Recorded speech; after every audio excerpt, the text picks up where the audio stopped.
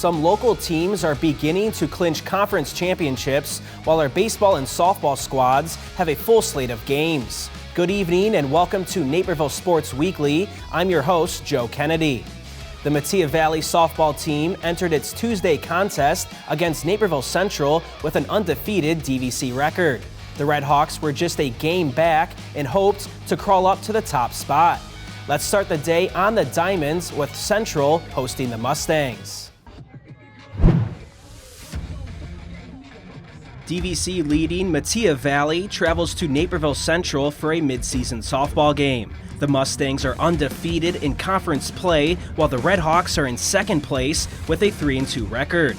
The weather is all over the place with rain, sun, and even a little rainbow over right field. After a scoreless first, Mustang Reese Valla connects and reaches first base on an error. Claire DeRosier scores after leading off the inning with a walk. The next batter is Riley O'Neill, and with 2 strikes and 2 outs, the Mustang slashes one into center field. 1 run scores, and Metea looks to add on more. Genevieve Gonzalez is up, and the 3-hole hitter smacks one through the gap and into right field. Valla scores, and Metea Valley has a 3-0 lead in the middle of the second. In the third, Red Hawk pitcher Shay Meach gets her first of 2 strikeouts. On the outing, she gave up 2 earned runs on 3 hits. After Sydney Hurst walked and Riley Silvers reached base with a single, Jamie Saran is up for Central. She dribbles one to the third baseman, but the ball is too slippery from the rain to make a throw. Hurst scores and Central has runners on the corners. Meach is up for the Red Hawks, and she powers one through the infield for an RBI single. Central trails 3-2 and looks for more. With 2 outs, Avery Miller singles on a line drive to center, and the runner rounds third. Valla shows off the strong arm and throws out the runner at home. Metea leads by 1 heading into the 4th thanks to the great throw. The Mustangs are up by 2 now after scoring off a wild pitch. Sydney Eakin darts a dribbler between the shortstop's legs, and that's enough to score Genevieve Gonzalez. Metea would score 1 more run off a passed ball and lead 6-2. O'Neill gets the top of the 5th inning going with a double for Metea Valley. Errors would cost the Red Hawks in this game. Another one here allows Grace Feely to reach base and O'Neill to score. DeRosier would hit in 2 runs off a single, and Metea leads 9-2. In the bottom of the 5th, Saran connects beautifully with the ball, hitting the fence on the fly. Riley Silvers scores, and Saran gets into second safely with a smile. Metea Valley adds on more runs in the 6th. Genevieve Gonzalez smacks one over the right fielder's head for an RBI double where Valla and O'Neill score. The Mustangs win 12-3 against the Red Hawks in a game that saw 10 errors, including 7 committed by Central. Metea Valley stays undefeated in DVC play with 5 wins. The 3-game series is underway between the Metea Valley Mustangs and the Waubonsee Valley Warriors. After last season's sweep by Metea Valley, the Warriors will look to bounce back. Dub Villa started the season 4-2, while the Mustangs sit at 5-5. The Warriors get the first runner across home plate. Ben Ford's dribbling ground ball to third base isn't in time as he beats it out, and Ryan Gustitis comes home and the Waubonsee Valley Warriors lead 1-0. On the mound for the Warriors, Riley Roberts makes quick work of the bottom of the 1st with a strikeout and gets active on defense fielding the 3rd out. Ryan Morton singled to left field, gets the rally going in the top of the 2nd inning, and Morton would then steal second, placing him in scoring position. Gustitis, the next batter, squeezes a ground ball that gets through the infield and brings Morton home. Joshua Hung keeps the inning going, making loud contact as his hit misses the glove of the Metea Valley first baseman, and he reaches, bringing in another run. Batting 5th in the lineup, Hiroshi Wong hits a fly ball into right field, but it's lost in the sun, allowing for 2 runs to score. A 4-run inning extends the Waubonsee Valley lead 5-0 through 2 innings. Kyle Buchert hustles to first base, beating out the throw as the Mustangs have a runner on first with no outs to start the inning. Mattia Valley making noise on the base paths adds another with a Liam Wagner infield hit. It's now first and second with no outs for the Mustangs. Right fielder Owen Mikette brings Bucher home on his RBI single as Mattia Valley gets on the board. Moments later, Matthew Riley's sacrifice fly would bring in another run with the Mustangs trimming the lead 5-2 in the top of the fourth. Riley Roberts gets help from his defense in the top half of the fifth inning. His shortstop and center fielder help him put a scoreless frame to quiet that Mustang offense. Armand Shaw replaces Tyler Gluding with bases loaded and isn't fazed by the pressure. He strikes out Owen Roberts for out number 2. Then he gets an incredible play from Mikette in right field, making the diving catch the end inning. It leaves the bases stranded, but the Warriors add 1 run, making it 6-2. Mikette delivers once again, but this time at the plate, another single drives in a runner from second and the Mustangs trail 6-3. The bats keep showing up for Mattia Valley in the 6th. Riley's second hit of the day goes past the diving Morton and puts Mikette at third with his double. A pass ball just pitches later brings Mikette from third, making it 6-4 Warriors lead. First baseman Connor Laverty's hit is bobbled by Waubonsee's shortstop as it brings in another run. The 3-run top of the 6th inning makes it 6-5 Warriors. Now in the top of the 7th with 2 outs, 2 strikes, and a runner on second, Jeremy Rona laces a double to the wall, putting runners on second and third. Passed ball once again allows Mattia Valley to erase a 4-1 deficit, tying the game at 6, headed into extra innings. Scoreless top of the 8th, Carroll drives the ball deep down the third base line, just staying fair. He reaches second with no outs in the bottom of the 8th. In the next at-bat, a ball in the dirt allows Carroll to try and steal, and in the attempt to throw him out, the ball sails over Wagner's head. Carroll races home and crosses home plate as Waubonsee takes Game 1 of the series in walk-off fashion. Our local lacrosse teams met up in conference play this week, while one girls water polo team has already won the DVC title. We'll have more after the break. You made a cow. Actually, it's a piggy bank. My inspiration to start saving. How about a more solid way to save?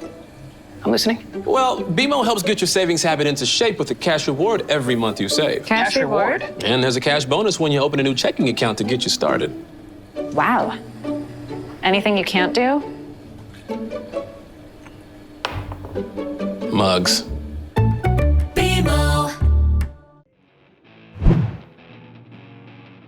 We have the Naperville Cup in boys lacrosse as Naperville Central travels to Naperville North High School. The Red Hawks are coming off a 16-4 loss to Neuqua Valley, while North also looks to get into the win column following an 11-9 loss against Wheaton North.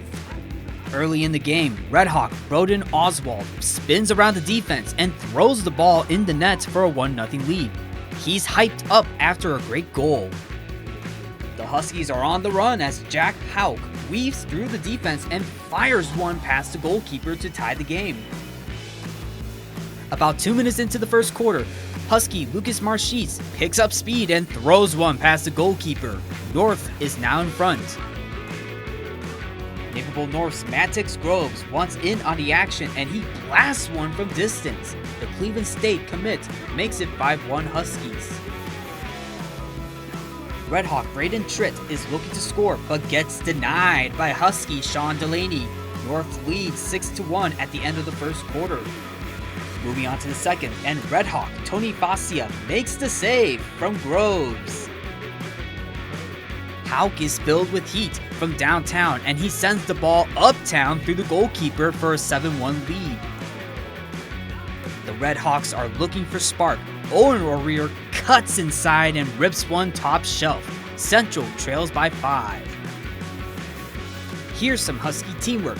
Groves passes to Hauk, who finds Lucas Marchese for the score. Huskies are up 8-2 with over 7 minutes left in the second. Now in the second half, Groves stumbles down and passes to Hauk, who fires a missile into the net. North's up 10-2. Owen O'Rear is on the run and he works his way towards goal and scores. The Red Hawks still trail in the final minutes of the third. Moments later, Husky Evan Marchit says hello to the Redhawks because he just scored the first goal of his varsity career. It's 12-3 Huskies. Jumping into the fourth quarter, O'Rear is at it again as he gets another goal for the Redhawks. The Huskies have a trick up their paws as Griffin Ferguson scoops the ball from the ground and into the net. The Redhawks go on to score later, but it's the Huskies who go on to win the crosstown matchup by a score of 15-5. The Naperville Cup stays with Naperville North. Ladies and gentlemen, brace yourselves for a thrilling ride as the boys water polo DVC championship between Waubonsie Valley and Naperville North promises to be a roller coaster of emotions. The Huskies kick off the night celebrating their senior class, while the Warriors are determined to secure their 23rd win of the season. Both teams are in a 1-all tie, and then Yusuf Baltouni breaks that with the goal. Warriors are not messing around in the early going, and Aiden Mahar throws in another one to make it 3-1 Dub V. Here come the Huskies on the attack, and Caden Sow is in the right spot for a goal, and they're down by 1. On the next possession, it's Cam Sensulo waiting for a target, but that happens to be the back of the net, and it's a 4-2 Warrior lead. It's the second quarter, and it's the same Warriors as Charlie Drohan pops out of the water and scores. Huskies need any scoring, and this Mason Hoffman penalty shot does the trick to make it a 7-6 deficit for North. As halftime approaches, the Warriors need some insurance, and they get it from Ben Meyer after he darts one in. Warriors take an 8-6 lead into the break. Coming out of the break, the Huskies strike first with Jack Budeman, who skips one past PJ Bartson, and we're back to a 1-goal game. North finally claws back into it, still down by 1, but not anymore thanks to an aggressive goal by Brett Grady. Then before the third ends, Jack Reif gives the Huskies their first lead with, you guessed it, a goal. It's 10-9 Dogs as we head to the fourth. Warriors tie it back up at 10, and now they want the lead, and their wish is granted with an Adam Rudy skip shot. After they make a stop, they take advantage of the opportunity with Charlie Drohan, who sees a loose ball and taps it in.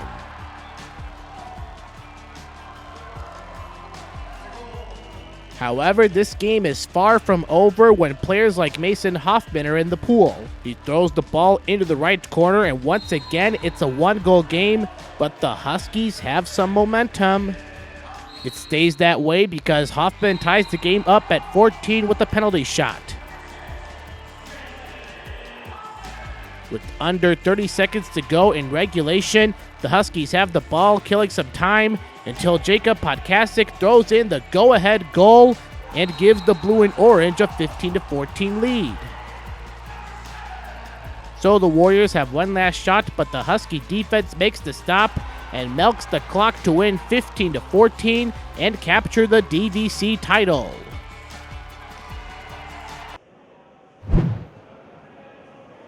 It's senior night for Naperville Central boys water polo. 10 Redhawks seniors are honored as they go up against Metea Valley. The Mustangs are coming off a 7-4 win against Highland Park, while the Redhawks beat Mundelein 16-8. Right out of the gate, Redhawk Aaron Hunter receives it down low and throws it in to give Central a 1-0 lead. About a minute into the first quarter, Redhawk Henry LaPerna turns and fires the ball in the nets for a 2-0 lead. Later on, Jack Gervas attempts to score, but it hits the crossbar. However, Ahad Punusami is there to pounce on the rebound and score. Central goalie Vinny Antonetti hasn't seen much action, but here he throws a long pass to Alan Urbanavicius. He backhands one into the net, and the red and white continue to dominate. We head into the fourth quarter, and Central's up 14-0. McLeod fires from deep, but it's saved. Ryan Williams gets the rebound and scores to put Metea on the board. The Redhawks come out strong on senior night by blowing out Metea Valley 14-1. After defeating York in a thrilling overtime match, the Naperville North Huskies are back in the pool as they visit conference rival Waubonsie Valley. With a win, the Huskies will clinch the regular season DVC title.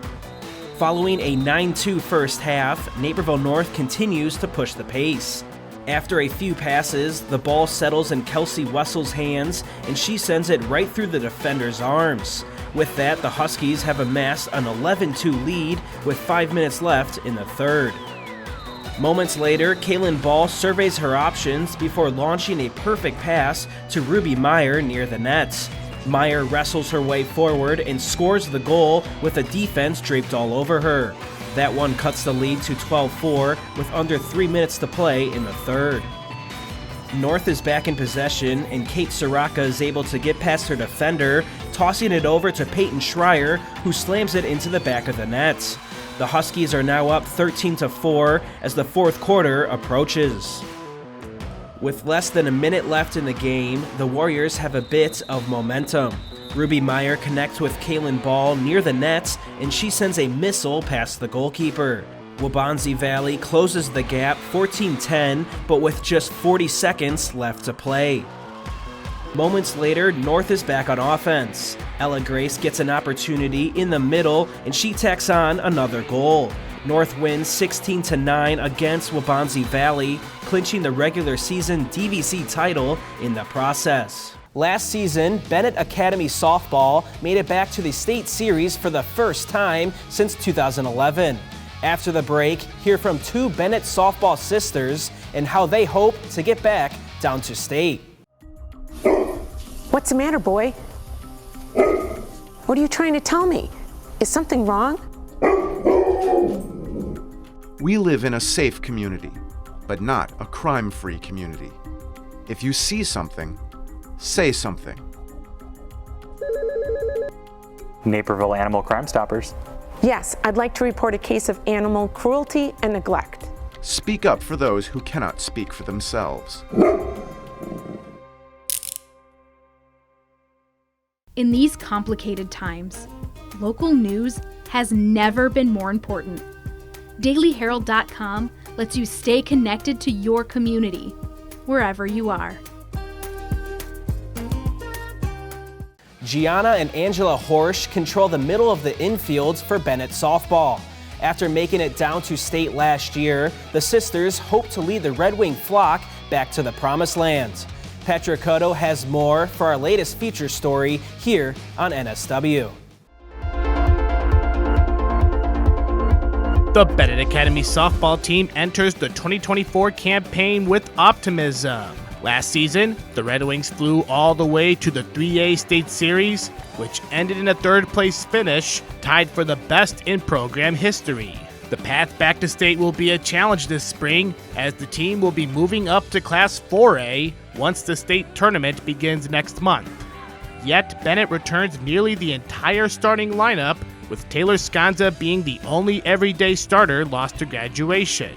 Two of those key players from last season's historic run are back to lock down the middle infield, with Gianna Horsch, who plays second base, and younger sister Angela, who plays shortstop. It's so much fun playing with her. We just have really good communication on the field since we've known each other for our entire lives. So just the communication is really key between us on the field. We're able to pick each other up and keep each other kind of relaxed on the field, which is always good. So it meant a lot, actually. Both of us hitting in the lineup, sometimes back to back in the lineup. I think a lot of the times it was good when one of us did something good. I think it would help motivate the other to do something good and things like that. Gianna, a senior who has played for the Red Wings all 4 seasons, while Angela, who is entering her junior year, is only playing in her second year on varsity after a back injury kept her on the bench for her freshman season in 2022. It did take some time to adjust. After being injured for a year, I was still getting back at it after a summer season, and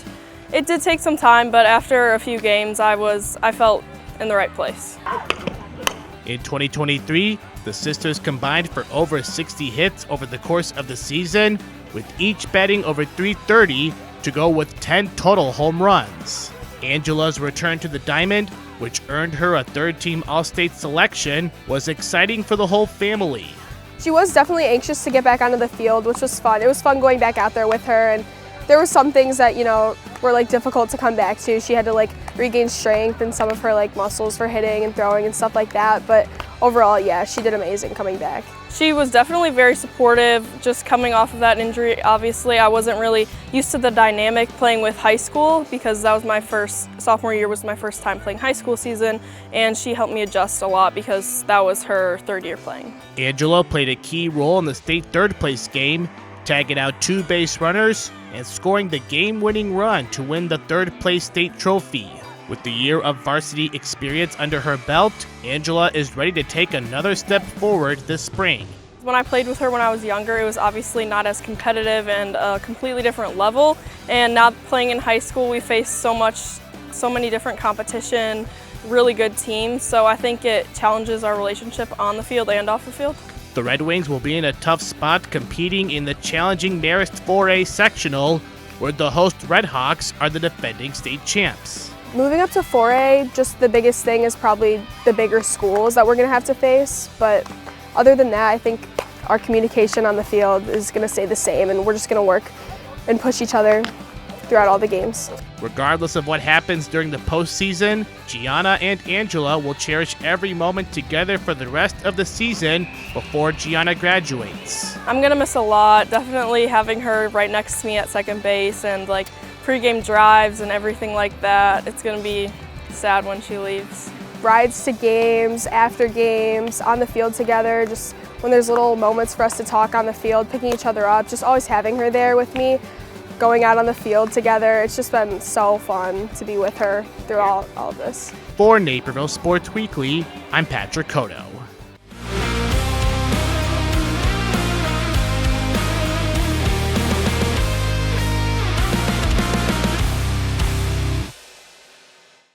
Our boys' play of the week comes from Michael Johnson of Waubonsie Volleyball, who shows off the defense with a kick save. After winning the first set 25-23, the Warriors are down by 6 in the second and are looking for a spark. Both sides get in on the action before Johnson tries for the kill. He gets blocked and the ball looks like it's dropping to the floor, but the Warrior kicks it up to keep the play alive. Mattia then tries for a kill of their own, but the W blockers say no.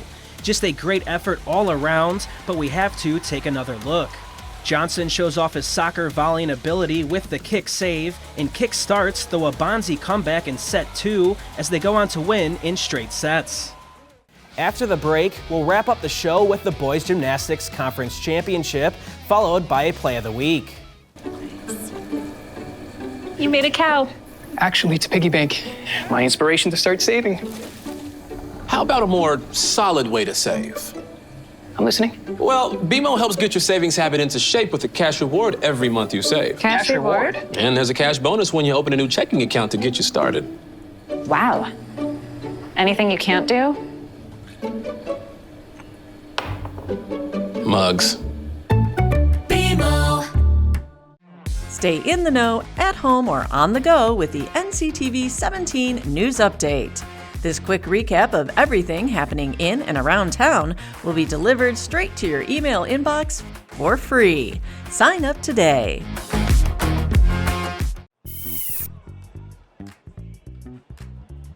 We are at Glenbar North High School for a unique Hawaiian-themed boys gymnastics conference meet. The host Panthers, along with area teams like Naperville North and Central, take the floor against 6 other teams, looking for top performances before sectionals. We start on the pommel horse with Husky Stas Kalabaida continuing his strong freshman campaign, and this score of 9.5 will do the trick for a second-place tie.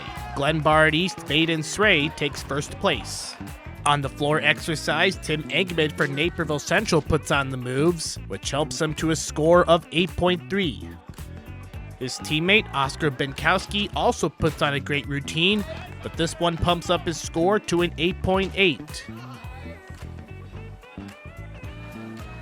Up next is Naperville North's Jack Hollema, who pulls a double back handspring that impresses the judges for an 8.9.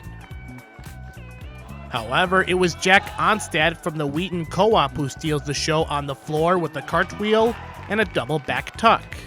Onstad breaks the 9th spot, getting a 9.3. Modest Bud Rika is hoping to help the Huskies on the parallel bars. He holds his ground and sticks the landing for an 8.6. Then Halama showcases himself on the event. He breaks 9 and scores a 9.40 for a second place finish. Jack Ongstad takes first. Glenbar North gets a strong showing on the horizontal bars with Will Zulis as he swings his way to a 9 flat score. Stevenson's Thor Mace also swings into a nice routine on the bar and comes in second with a 9.2 behind Lake Park's Carl Vauquelin. To the vault, and the runway is clear for Kalabaida, who jumps and does a double tuck, which is good enough to win the vault at 9.45.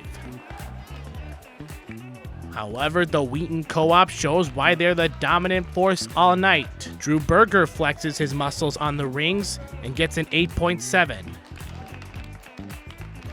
Then his teammate Ongstad ups his attempt and gets a 9.2, which helps him take first and the top all around. To add more excitement, the Wheaton Co-op takes home the boys gymnastics conference crown with Naperville North in second.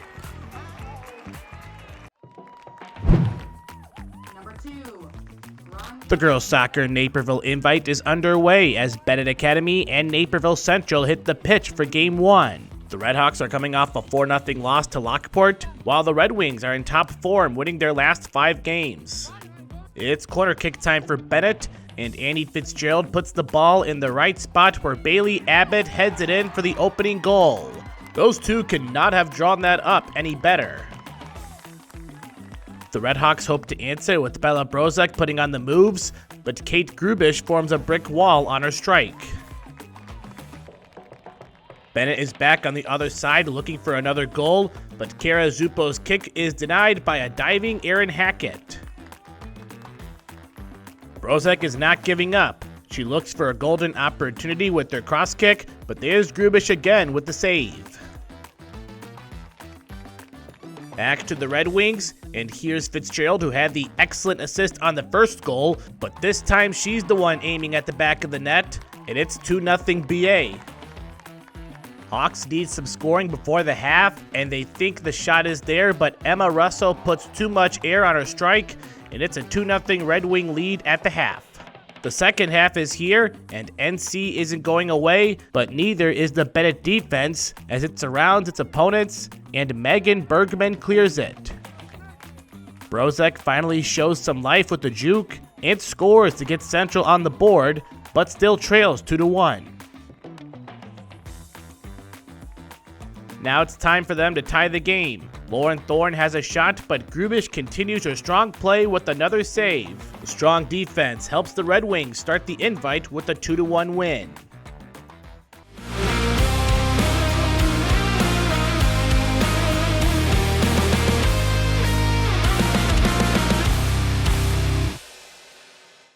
We head to Naperville Central, where Bennett Academy's Bailey Abbott connects on a nice header to put the Red Wings in front. Bennett has a corner kick just minutes into the Naperville Invite matchup. Annie Fitzgerald sends a perfect in-swinging cross to Abbott, who wins the aerial duel and heads the ball into the goal. It gets the entire team energized as they take an early lead. We'll have another view of the play and look at the technique from both Fitzgerald on the cross and Abbott on the finish. The Red Wings go on to win 2-1. That will close tonight's show of NSW. Make sure to tune in again next week as it's another full show of local coverage with the first taste of the postseason just 2 weeks away.